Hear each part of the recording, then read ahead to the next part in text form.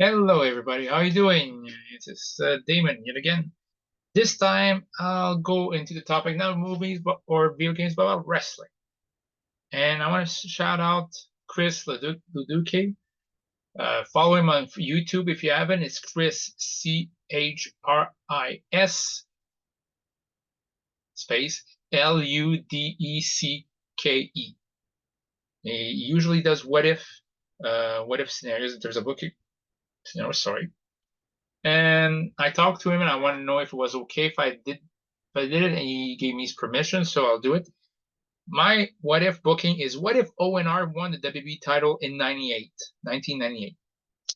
Okay, let's chalk it back to 1998. At the time, Shawn Michaels was a champion. Bret Hart just being screwed at Survivor Series, an event that I was present at, mind you, person. So soon afterwards, Owen Hart returned as a babyface, faced Shawn Michaels in an episode of Raw. Then he lost by DQ, which I thought could have qualified him for a rematch somewhere down the line, but never got it. Went to the Rumble, was disposed of in kind of relatively short order, despite having a humongous pop. Then was inserted in the 8-man tag main event of No Way Out. Won the European title by defeating Goldust, who impersonates Triple H. Lose the title back to Triple H in a segment and not an actual real match. Lose again at WrestleMania, and I felt like didn't just symbolize Triple H getting one up over Owen Hart, but it felt like the whole WWE and Vince McMahon company playing the final stake in their win against the Bret Hart and the Hart family, which I thought was gross. Very, very gross at the time. Maybe that explains why WrestleMania 26 was overbloated, but even then, still, 12 years later, did not justify that. Okay. Uh, then afterwards, Triple H won again against Owen Hart at Unforgiven, which I felt was redundant.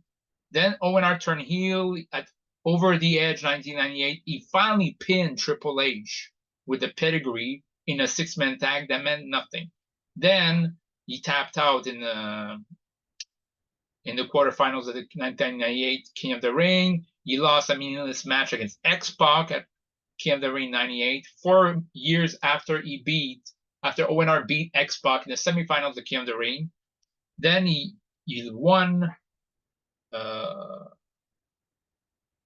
he won against Ken Shamrock at Fully Loaded. Then he got pinned by The Undertaker in a World Tag Title match when it was Austin and Undertaker defending against Rock and Owen Hart. Then he was submitted by Ken Shamrock at SummerSlam 98. He won against Edge at Breakdown.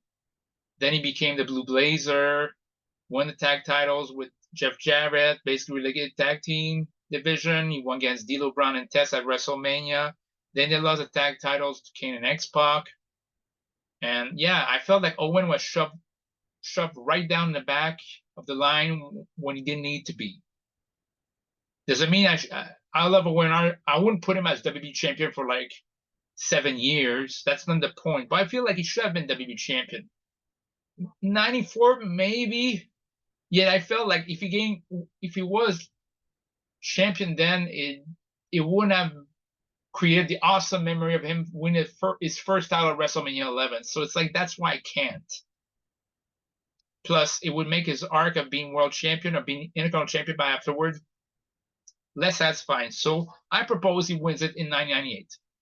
So to me, in the timeline, he still returns at D-Generation X, it's pay-per-view, 997. He attacks Shawn Michaels, and he attacks him on the Raw afterwards. However, he's not going to be seen after the Raw after DX until a segment, basically. He wouldn't be seen on WWE TV until after the debacle of a match between Triple H and Shawn Michaels for the European title. He would appear after the crowd that saw the debacle of a match. Owen Hart would appear and smash both Triple H and HBK with steel chairs before being handcuffed out of the ring and leave. There wouldn't be interviews with Vince McMahon right away. You could make it an interview rather than being on Raw. You could have it on Superstars, and from there, they decide that maybe the best way for Owen to stop showing up and doing this, come out of the crowd and attacking people, is give him exactly what he wants, a WWE title shot against Shawn Michaels.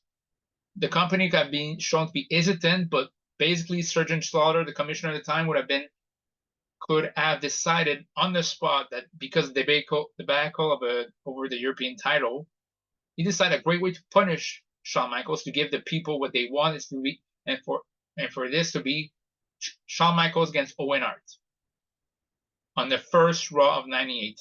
And the match would happen exactly the same way as it happens in real life. It would end on a DQ. Why? Because in that case, because of the DQ, Sergeant Slaughter books a rematch for the 1998 Royal Rumble that would take him out of the match. Now, you probably wonder, what happens with The Undertaker then? What could possibly happen with The Undertaker? Well, The Undertaker would enter the Royal Rumble. He would enter the Royal Rumble.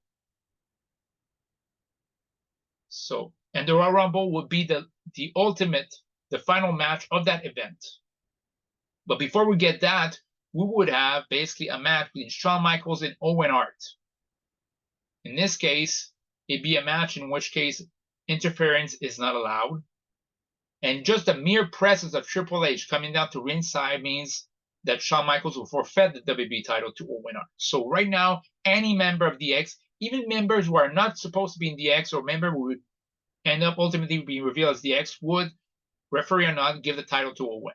So in this case, Shawn is forced to go alone in the Royal Rumble, and Shawn Michaels' weapon to lose. And he would lose in the sharpshooter. Now, to placate Shawn Michaels' ego, he would not tap out. He would just be, he passes out the sharpshooter after 2 enziguris from Owen Hart. And afterwards, he put on the sharpshooter. In the main event, you'd have basically the 30-man Royal Rumble. I mean, there was basically 29 because Cole got ambushed. So basically, in that case, it's very easy. You could just say The Undertaker ambushed Cole, and it wasn't a Rumble in this case. And he'd make it to the final 4. It'd be Stone Cold Steve Austin, The Undertaker, The Rock, and Dude Love, which I think makes up for a very strong final 4. Now, what could happen in this case? Okay, in this case, you could have Dude Love be the first one eliminated. Could be by an assist of a low blow by Austin, and in this case, basically a clothesline by The Undertaker.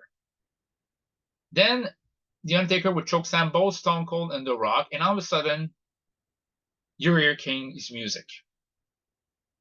Okay, and he has a casket ready, rolling at the ringside. Then you know where it comes to. So at first, you'd think in that case, okay, that during the build-up, that Kane was basically being befriended, or maybe befriended The Undertaker. But in this case, okay, the Outlaws trying to eliminate The Undertaker doesn't work.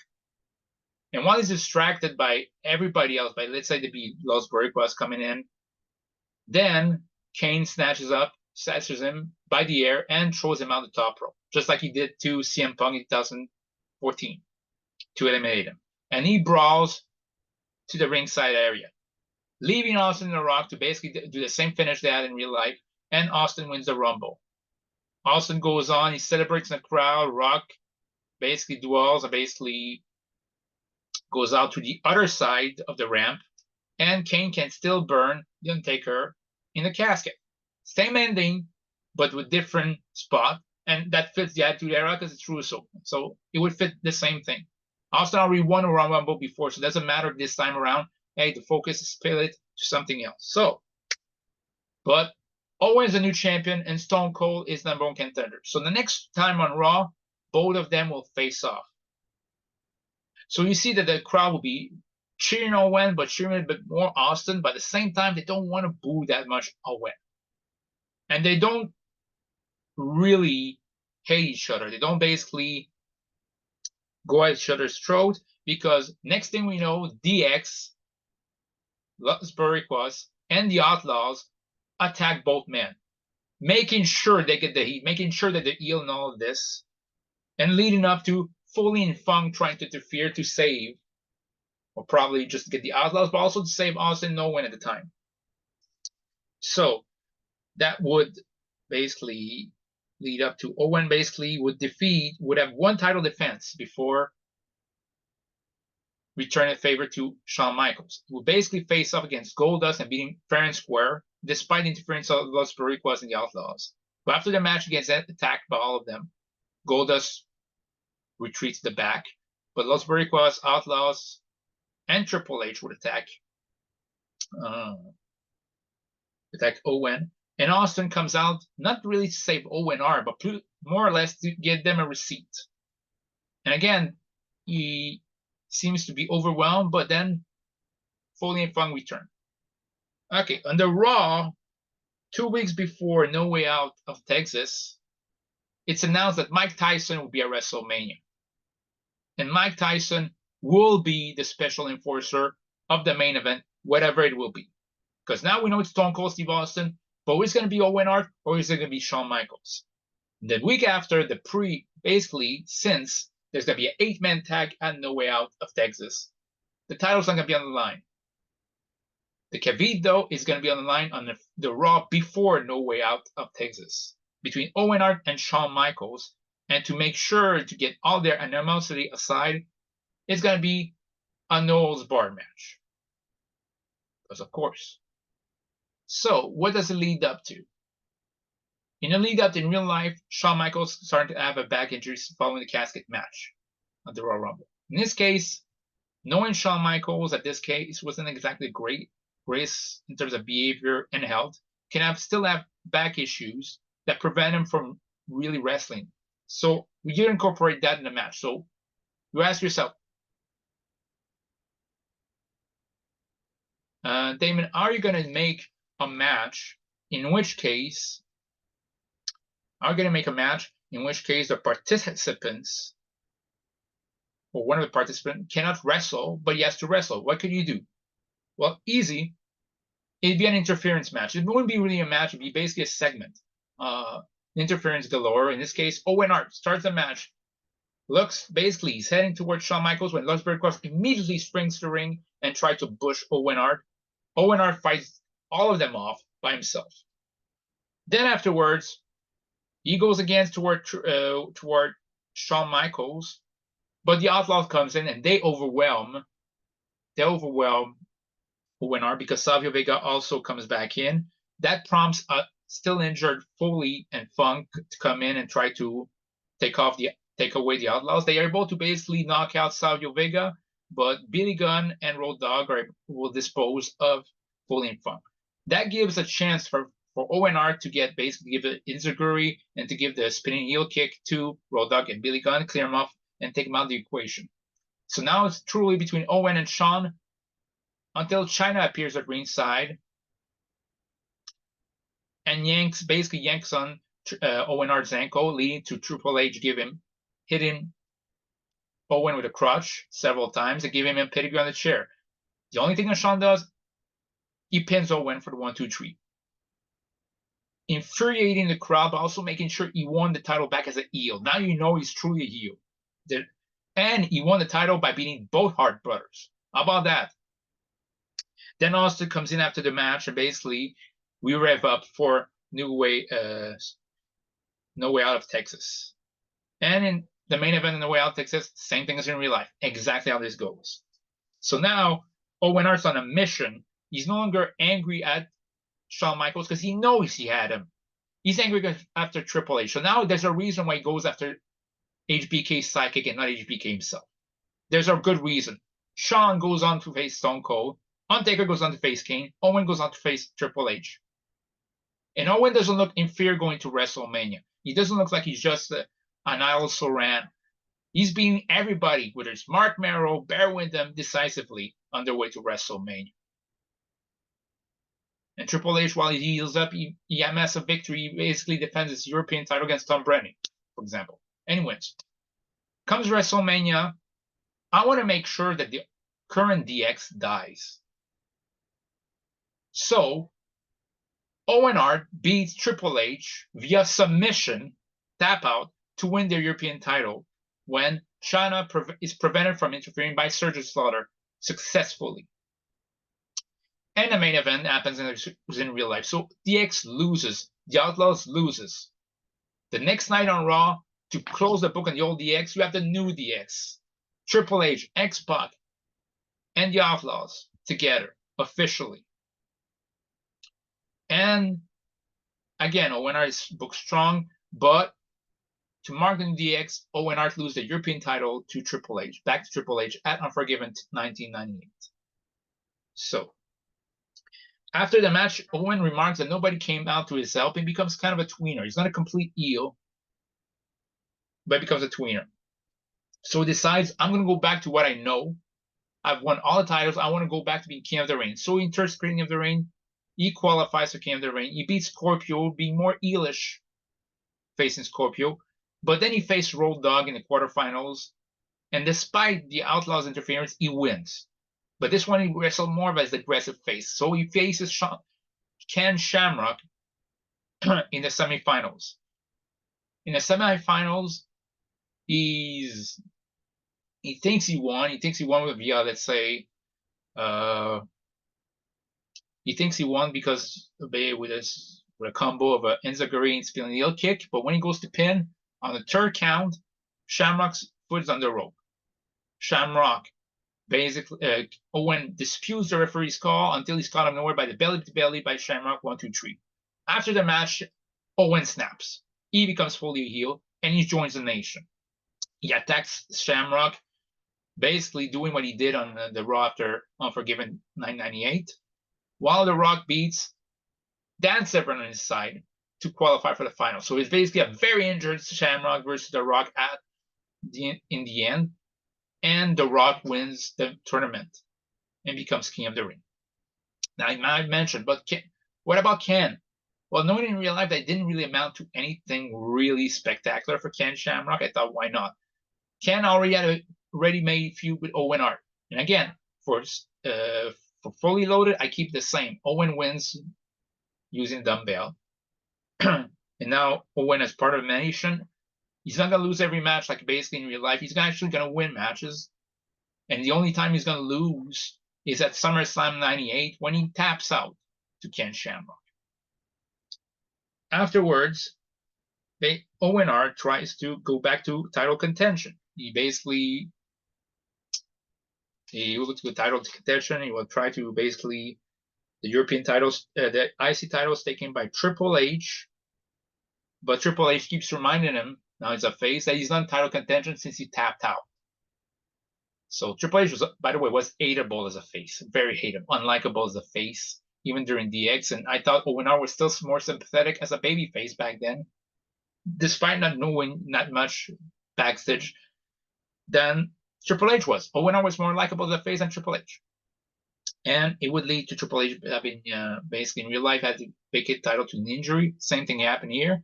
Into the tournament, and the tournament final will be Shamrock and Owen Hart. Shamrock, this time, Owen still is kind of heel, but Shamrock's starting to become a bit tired also of being a goody two-shoes. And to basically, to do a symmetry there, Owen Hart will win the title basically by pinning Shamrock, but Shamrock's foot is on the rope, but the referee doesn't see it. So Owen Hart wins the title in this case. And this is where we lead up to the Survivor Series, where the Deadly Game tournament. And Mr. McMahon decided to have Owen Hart and Shamrock be a first-round match. Not just a first-round match, but a first-round match in which the IC title is on the line. In this case, it seems to be an even match encounter until the Big Boss Man arrives after being pinned by The Rock in 3 seconds, and after getting disqualified. And you get the hint that maybe Owen's going to be hated by the Big Boss Man until basically he trips the wrong man, which is Owen. And Shamrock capitalizes on it with a belly-to-belly suplex. But Owen kicks out. So afterwards, basically, he tries to do another suplex. Owen tries to counter. And basically, Bossman seems like he's going to hit the nightstick on Shamrock, but actually it's Owen instead. Shamrock delivers under belly belly and pins him 1, 2, 3 to win the title and advance to face The Rock and lose, with The Rock winning like in real life. However, after the match, Bossman attacks Owen Hart, reverting him back to a baby face. Why?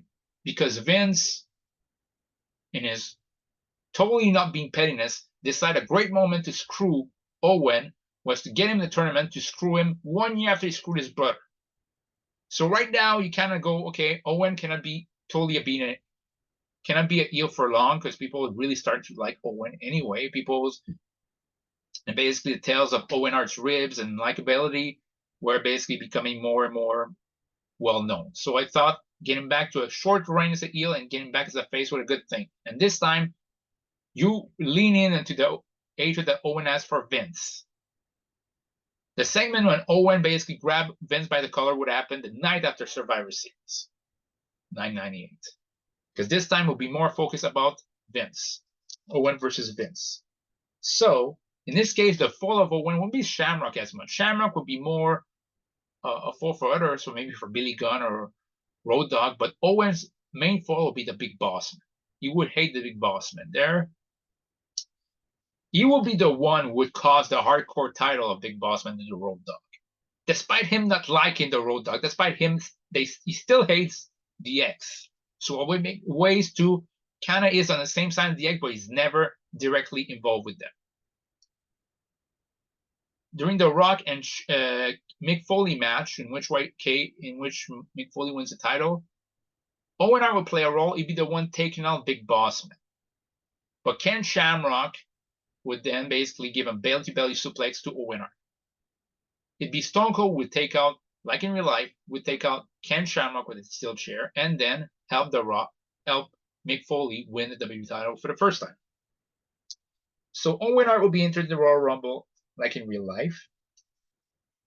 And this time, since Stone Cold's in the Rumble too, there'll be a bounty on two ends, on Owen and Austin.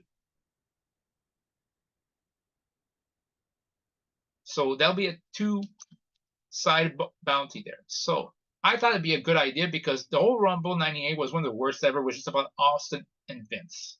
Now, Austin was declared number 1, Vince number 2.